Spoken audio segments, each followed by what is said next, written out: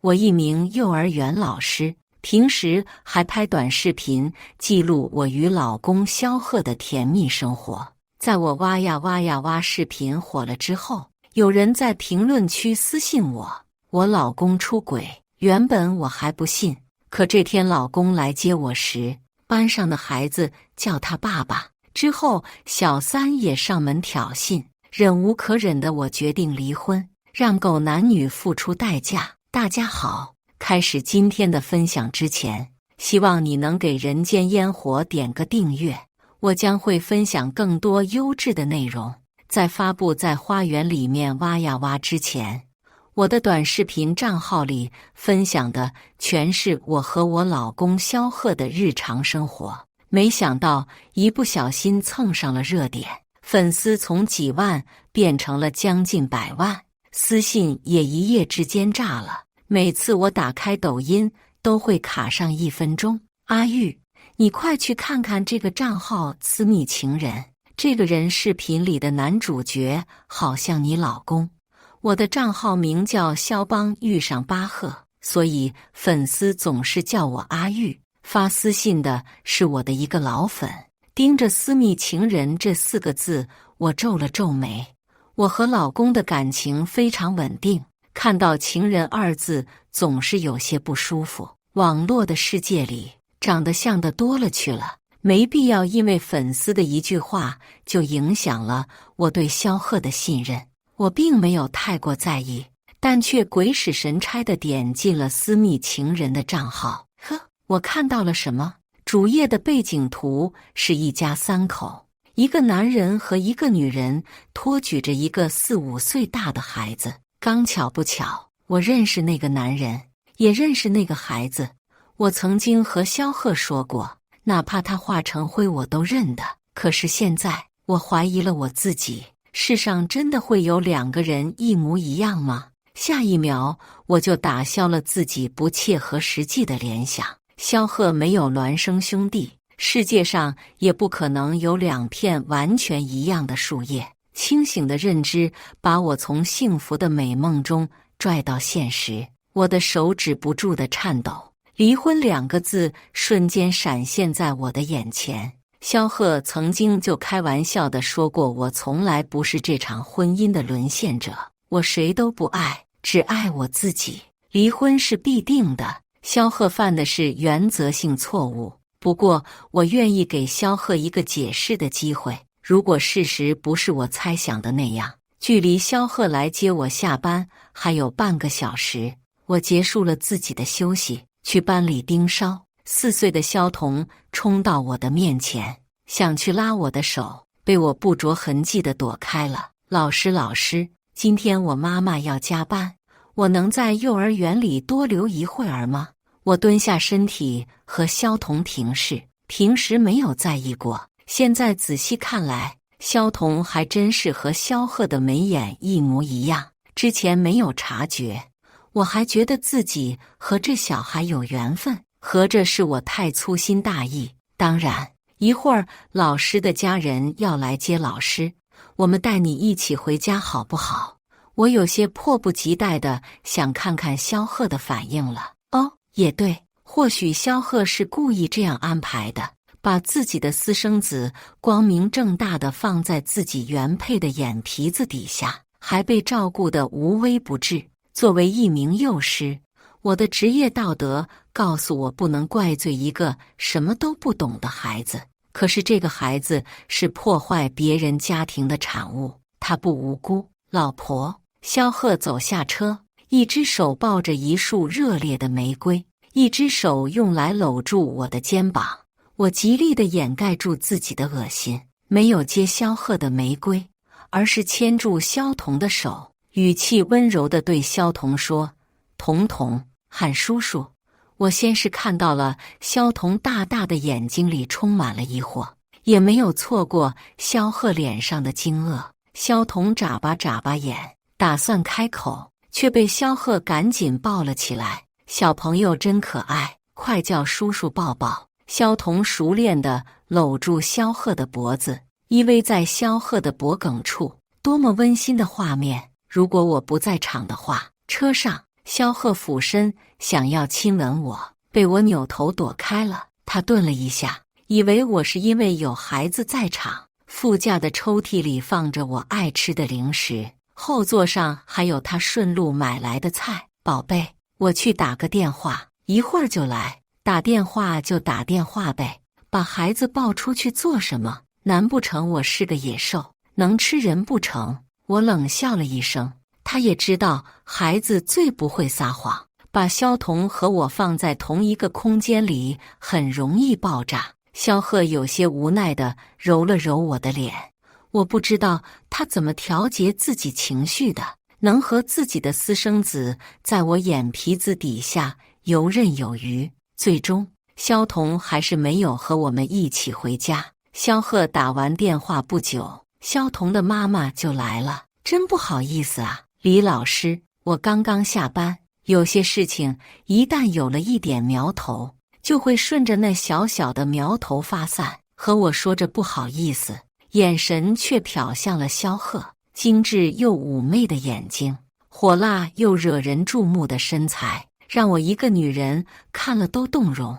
萧贺可能也没想到会有这种火葬场，脑袋上都开始沁汗。上次他因为紧张额头冒汗是什么时候呢？好像是和我求婚的那次。真可笑。张女士，您自己带着孩子是很不容易，但是孩子需要爸爸妈妈的陪伴，您以后还是多注意一下。或许是提到了孩子的爸爸，张小青皮笑肉不笑回应着，给萧贺抛了个媚眼后，抱着孩子离开了。妈妈，为什么要叫爸爸叔叔啊？萧彤的声音很小，萧贺并没有听到。至于张小青，或许他听到了，故意不吭声。这句话像是丢在平静湖面的一块巨石，咚的一下压在了我的脑子里。一瞬间，我什么都看不见了，只能重复循环萧彤的话。猜测的威力永远比不上事实的重击。意识逐渐回归，我也冷静了下来。出轨、私生子很好，离婚我也不会让萧贺好过的。曾经萧贺发过誓，他如果背叛我，必定不得善终。宝贝，你身体哪里不舒服？我带你去医院。萧贺额头上的汗珠子还在，估计被这接二连三的事情吓得不轻。我没事，倒是你，怎么那么热？说着，我把萧贺的西装外套披在了自己身上，把车上的空调开到了最低。果不其然，晚上的时候萧贺就感冒了，被空调冻了一路，可不是闹着玩的。萧贺像往常一样做饭、洗碗，要是平常萧贺感冒，我是不舍得袖手旁观的。我盯着他时不时擦鼻涕的背影，开口：萧贺，我今天刷到了一个视频，她老公每天对她无微不至，工资上交，每天都会回家做家务，但是她老公在外面也有一个家，还有一个孩子。萧贺装作没听到的样子，但是僵硬的脊背出卖了他。萧贺，你感冒了，今天去侧卧睡吧。我转身回了卧室，把卧室门反锁。萧贺果然追了上来。老婆，那个男人真是个渣男，而且千不该万不该的惹你生气。但是老婆啊，你不能因为一个不认识的渣男就一棍子打死我啊！隔着一扇门，我在想，我什么时候给了萧贺那么强的自信，他就丝毫不担心我发现他的龌龊事。什么是爱呢？毋庸置疑，我爱我自己，但是我爱萧贺吗？应该也是爱的。我无助地坐在床边，结婚将近5年，床对面的墙上还挂着结婚时的巨型照片。我无数次地想把照片取下，毕竟对着床总是有一种莫名的羞耻感。老婆，照片会一直提醒我爱你，也会让我时刻记得取你的开心。每次萧贺都会像一只大狗狗一样缠着我，逼着我放弃摘掉他的想法。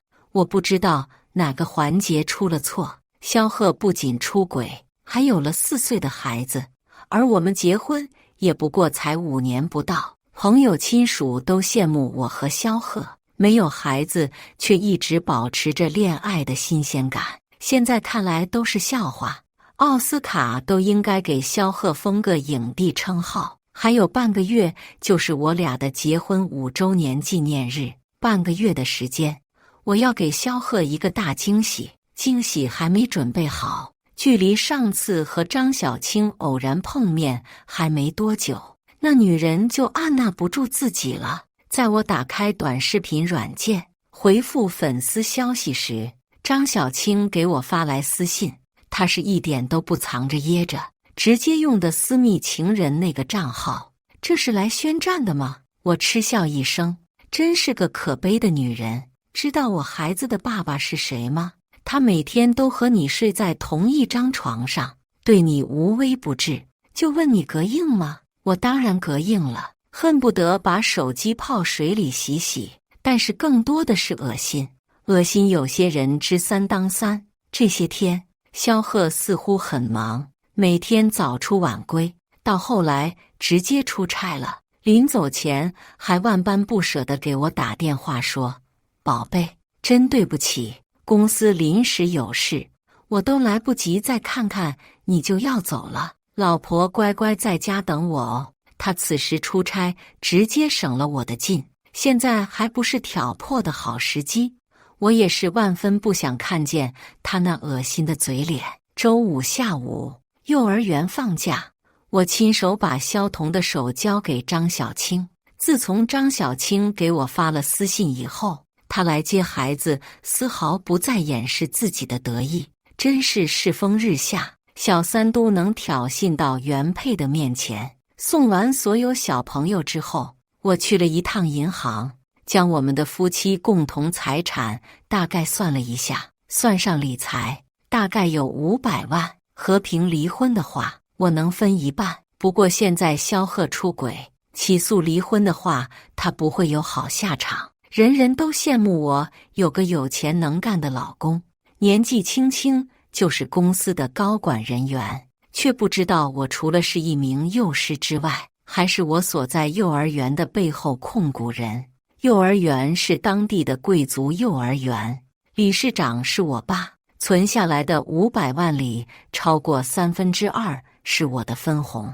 我只有一个要求，萧贺必须净身出户。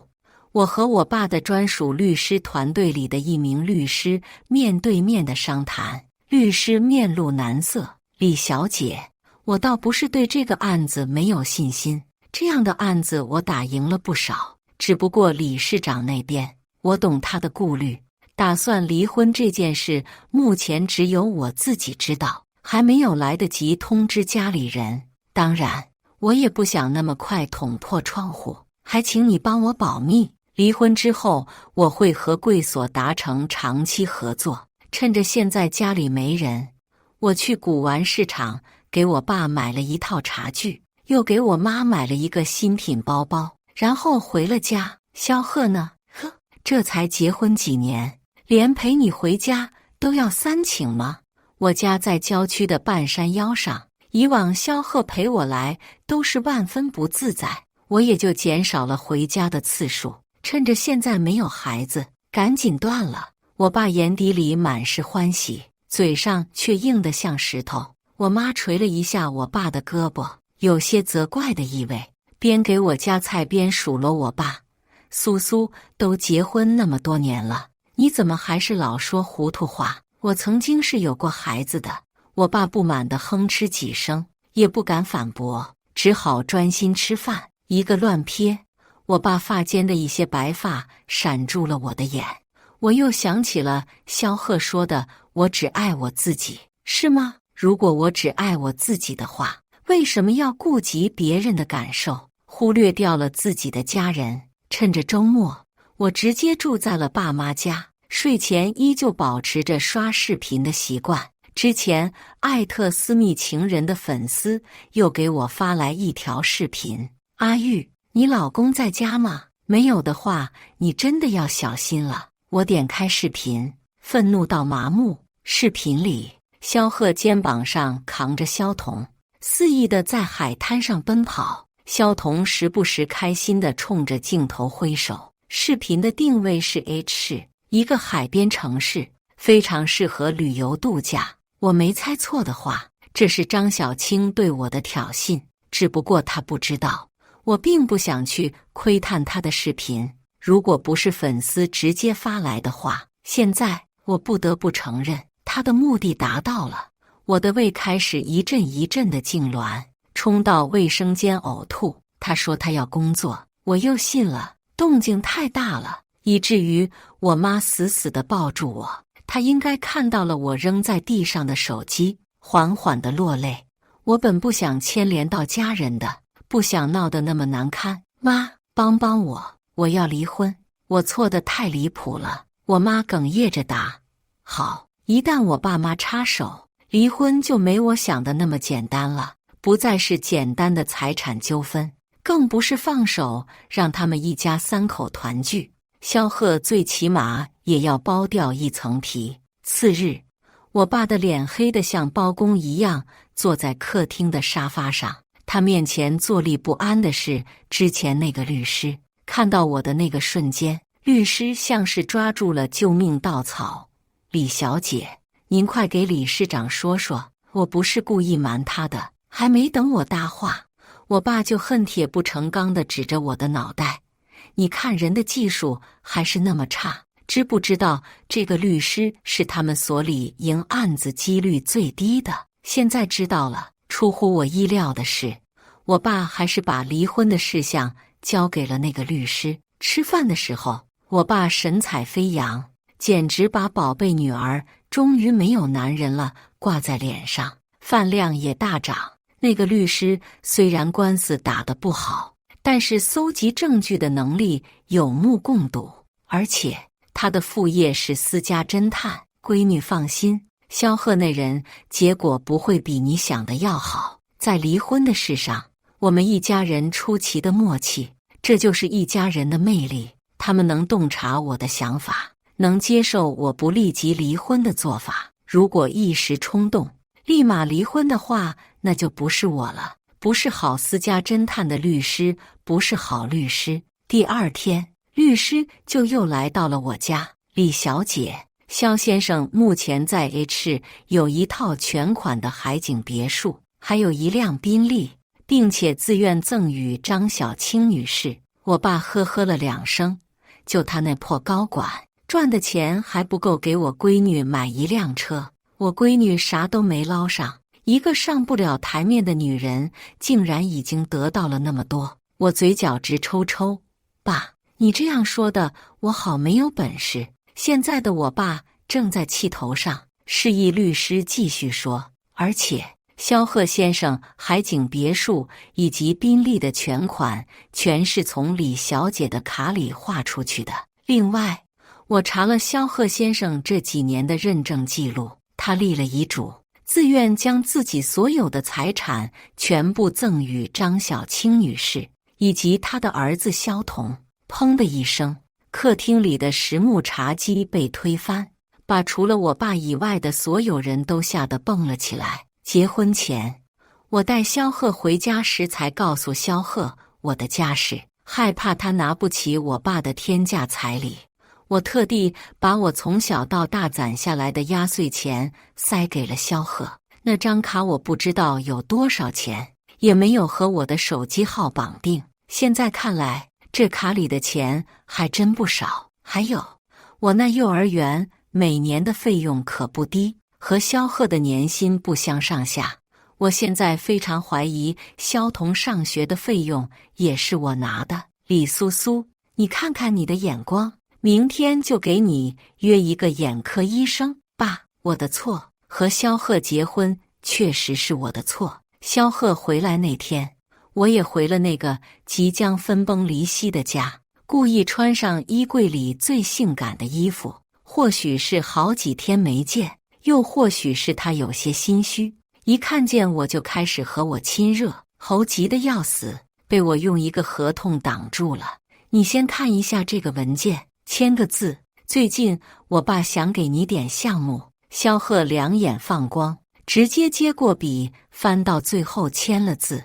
真不知道他到底怎么想的，是信任我还是项目的诱惑力太大？老婆，我想死你了，快去卧室让我疼疼你，我大姨妈了。萧贺瞬间失落了下来，搂着我调整了半分钟的情绪，叹了一口气，随后去厨房给我熬红糖水。我盯着他熟练的背影，头一次思考他还爱不爱我这个问题。离结婚纪念日还剩1周的时间，爱不爱这种问题显得格外的无聊。我把合同翻到第1页，上面写着财产赠与合同。萧贺但凡没有那么猴急，也不会看都不看一眼。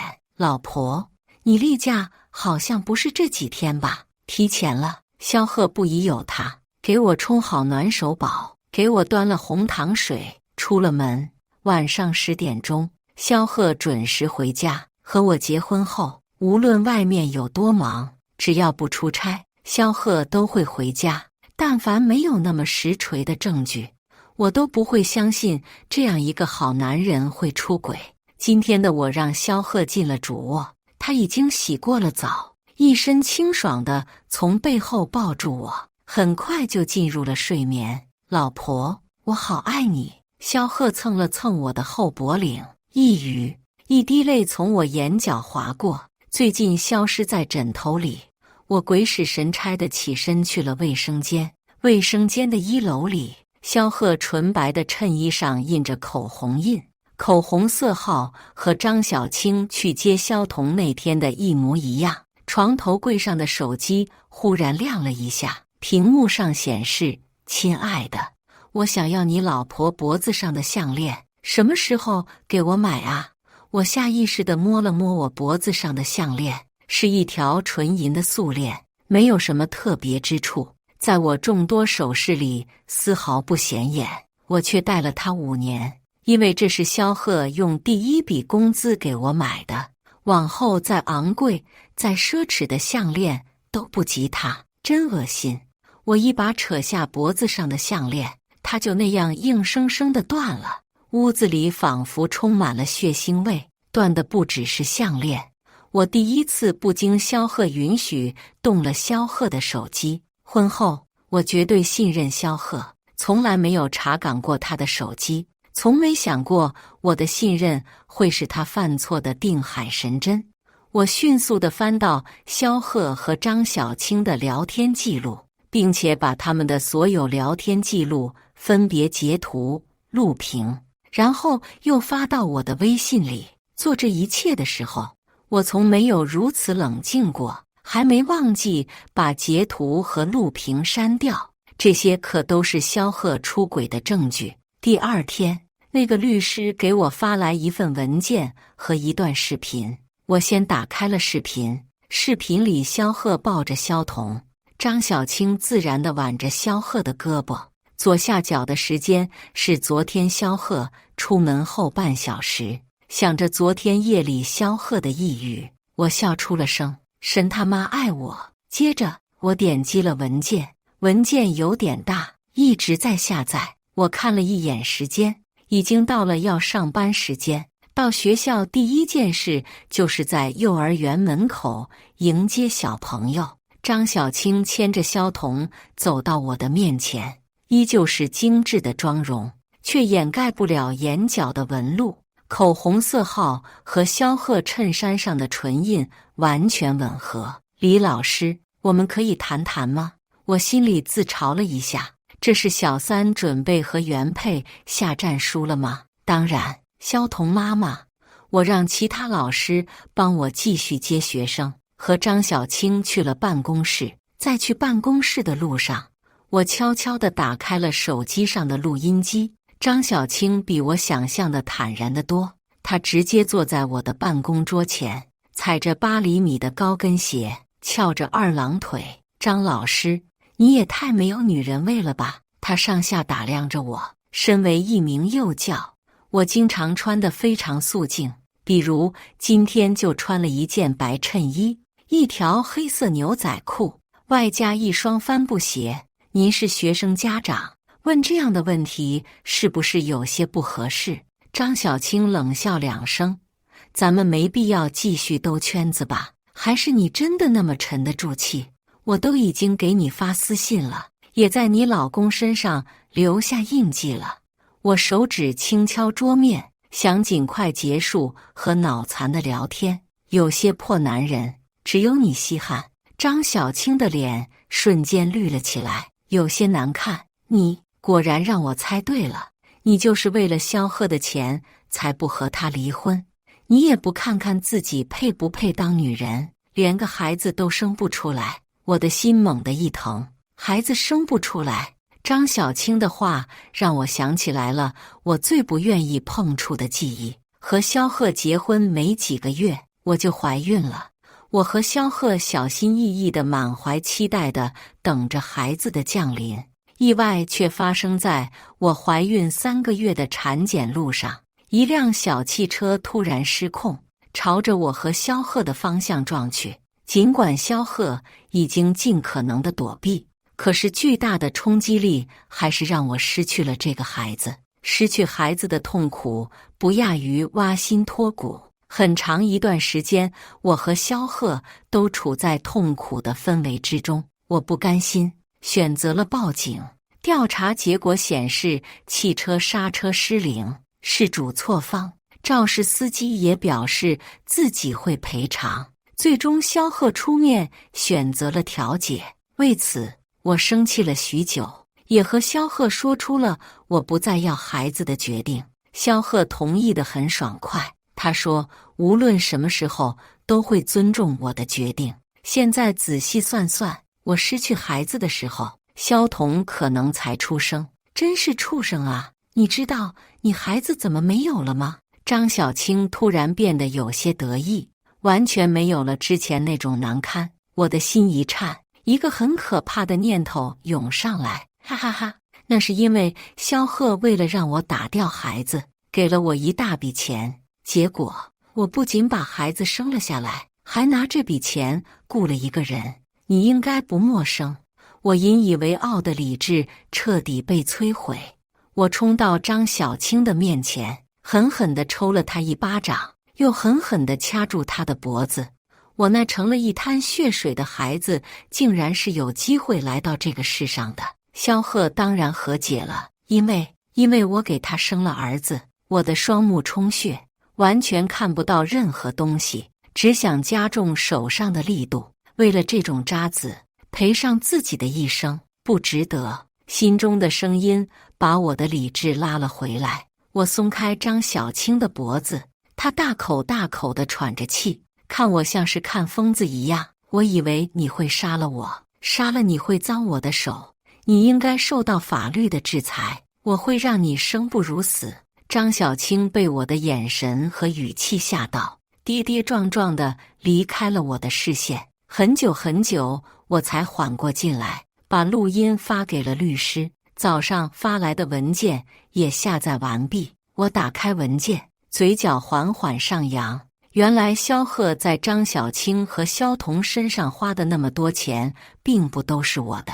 我从来没有想过他会那么大胆，挪用公款、偷税漏税，这2项随便一个都够萧贺喝一壶的。至于张小青，我相信法律是公正的。离结婚纪念日还有3天，我回了一趟家，把压在箱底的 B 超单找了出来，然后不顾萧贺的阻拦，回了爸妈家。老婆，你不要抛下我吗？萧贺哄我惯用的伎俩，以往我还会心软，现在我只想赶紧离开。我怕自己一个冲动和他拼命。萧贺，咱们都体面一点好不好？萧贺愣住了，还以为我是不耐烦他了，瞬间一脸受伤的模样。萧贺，等咱们结果5周年纪念日那天，我会给你一个礼物的。萧贺立马两眼放光，也不拦我了。剩下仅有的3天里，我向幼儿园请了假，在爸妈家睡了3天，手机关机了3天，每天夜里都会能到那个未成型的胎儿。那个胎儿小声地哭泣着，呢喃着：妈妈，你怎么保护不好我呢？我的心像是被1万只手掐住一样，疼得要命，疼得我呼出的每一口气都是刀子，浑浑噩噩的3天，让我筋疲力尽。结婚纪念日前一天晚上，我把手机开了机，无数个电话和信息涌过来，导致我的手机卡了将近1分钟。明天中午12点，老地方见。发完微信，我又把手机关了机，然后把萧贺出轨的证据打印了下来，包括聊天记录，包括唇印，还包括短视频截图。老地方是萧贺向我求婚的地方，在众多奢侈高档餐厅里，小小的私家菜馆格外的不显眼。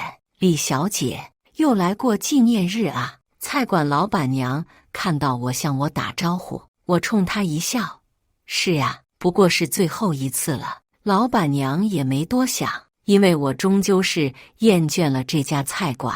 看吧，5年，连对一家餐厅的厌倦都可以让人包容，更何况是天天生活在一起的人呢？怎么可能不产生厌倦？萧贺迟到了，我猜应该是因为他又去陪了张小青和他的儿子。你迟到了，对不起啊，老婆，公司好忙，我没听他解释，也不想听他解释。这是我送你的结婚5周年纪念日礼物，希望你能铭记一辈子。我缓缓地将档案袋推到他的面前，无论你送什么东西，我都会记一辈子的。狗屁话，还是当屁听吧。萧贺打开档案袋，脸色突变。老婆，你听我解释。我摇摇头，有些无力地看着萧贺，然后从包里掏出法院的传票。萧贺，离婚吧，我们到头了。我没再看萧贺的表情，世界突然安静了，我什么也听不到，什么也看不到。回到家，我就让我爸的助理去萧贺那把我所有的行李带了回来，顺带给我买了一个新手机。据助理说，萧贺1哭2闹3上吊的不让搬东西，但是却不敢和他争抢，怂的一批。在等待开庭的时间里，我辞掉了工作，折了电话卡。闺女，那个死渣男又想闯进来。我躺在沙发上，敷着面膜。我亲爱的爹，你能不能别在网上乱学？还有，你那一群保镖是白拿工资的吗？开庭时间很快就到了，我爸说他要给那个业绩不好的律师一个机会，特地让他用的我暗自锻炼一下。在双方自述时，萧贺像疯了一样的使劲道歉，而我只是往外面丢证据：海景别墅的购买记录、暧昧的聊天记录、遗嘱协议、短视频、衬衫上的口红印、出轨的证据，铁证如山。萧贺毫无翻身的余地。苏苏，我愿意净身出户，求你不要和我离婚。萧贺，请你摆正你的认知，不离婚的话，你怎么净身出户？萧贺还想反驳，我的律师打断了他的话。我方要以故意伤害罪起诉萧贺的婚外情人，我有一段录音可以证明。录音一点点地播放出来，整个法庭毫无杂音，每个人的脸上都是诧异。我反对，非当事人知晓的录音并不能作为证据。萧贺站起身，不可思议地看着我，那种眼神就像是第一次认识我一样。萧贺，到现在了，我死去的孩子还没有一个小三和一个私生子重要吗？算了，已经不想知道你的答案了。我闭上眼睛，怕有眼泪流出来。我方有证人可以证明，一名40-50岁左右的男人缓慢地走向法庭中央。我证明张小青女士存在故意伤害罪。当年张小青女士找到我，给了我100万，目的是让我制造一场意外，让李苏苏女士在车祸中一尸两命。但是车祸只造成了李苏苏女士流产，张小青也就只支付了50万，这是当时的银行流水记录。后面的话我已经不想听了。我孩子的命只值了50万。除此之外，我方正告萧贺私自挪用公款、偷税漏税，在证据呈上去的那一刻，萧贺仿佛失去了骨头，瘫坐在椅子上。李苏苏，我不认识你了。我笑出了声，笑出了眼泪。萧贺，你说你不认识我了，我真的认识你吗？我扪心自问，在这场婚姻里，我不存在任何欺骗和背叛，不存在任何不信任。可是这都得到了什么呀？我的孩子没了，我的家散了，我在你爱我的陷阱里陷得越来越深。你说的对，我只爱我自己，所以只要有一根绳索，我就能从陷阱里爬出去。由于情节或许恶劣，证据又全面，萧贺被判已经成了定局，而张小青也收到了法院的传票。闺女，恭喜你恢复单身。家里为了庆祝我离婚，特地包了当地最好的餐厅，还是辛苦老爸百忙之中为我搜集证据了。我爸谦虚地摆摆手，哪里，只是给你做个榜样，看到没有？找男人就应该找爸爸这样的。我拿起酒杯一饮而下，心里的石头也算是落了地。萧贺进去后，我去看了他一次。萧贺面如死灰地看着我，你不爱我，所以从来不在乎我在外面怎么样，从头到尾只有我爱你。萧贺，我希望你明白，如果你爱我，那么即使我不约束你，你自己也会有自己的准则。道德绑架对我来说是最没用的东西。在张小青正式收监之前，我请求我爸动用了一些关系，至少这辈子他都别想出来了，你会遭报应的。张小青咬牙切齿，恨不得吃我肉喝我血。报应？我的孩子就是我识人不清的报应。至于你，法律是公正的，你应该得到法律的制裁。离婚之后，我再也没有更新过肖邦遇见巴赫这个账号。尽管爆火给我带来的流量和收益都非常具有诱惑力，但是这个账号创立的初衷是记录我和萧贺的日常生活。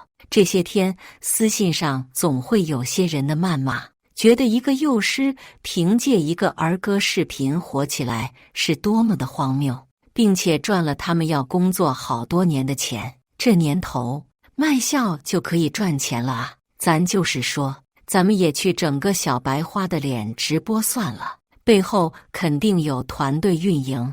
在我忍无可忍之际，我人生第一次开了直播。直播的背景是我爸那价值几个亿的书房，墙上挂着好多个拍卖会上拍卖来的画作。大家好，我是肖邦遇上巴赫。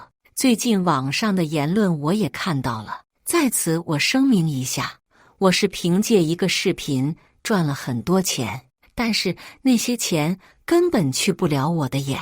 看见我背后的画作了吗？自行搜索。直播完毕，这个账号已经没有存在的必要了。这一切事情结束之后，我没有继续做幼师，而是重新捡起了我年轻时候的梦想。我用自己的脚步丈量着世界的每个地方，用相机记录下每一个精彩瞬间。苏苏，今年过年回来吗？我妈给我打电话的时候，我正在非洲的一个原始部落。不回了吧？等我给你们寄明信片。妈，萧彤，我妈在那头叹了一口气。那孩子很好，福利院的院长把他的隐私保护得很好，不会受到别的小朋友的排挤的。萧贺和张小青都受到了法律的制裁，而身为他们孩子的萧彤却有些无辜。我妈曾提出过收养这个孩子，被我直接拒绝了。我不想让任何人代替我孩子的地位。我不认为他无辜，但却认为他无罪。把萧彤送进我爸资助的一家福利院时，萧彤轻轻地拉了拉我的衣袖，小心翼翼地开口：李老师，我爸爸妈妈犯了错误，我替他们向你说对不起。你会来看我吗？我没有回答他的问题，因为我也不知道我的答案。在我第 N 次询问萧彤的情况时，我妈斩钉截铁地宣布，今年过年带萧彤回家吃饭，当然我依旧没有回家，因为我还要前往下一个目的地。以上就是今天分享的故事，大家有什么想说的、想吐槽的，欢迎在下方评论交流，也更希望能给人间烟火点个订阅，我将会分享更多优质的故事内容。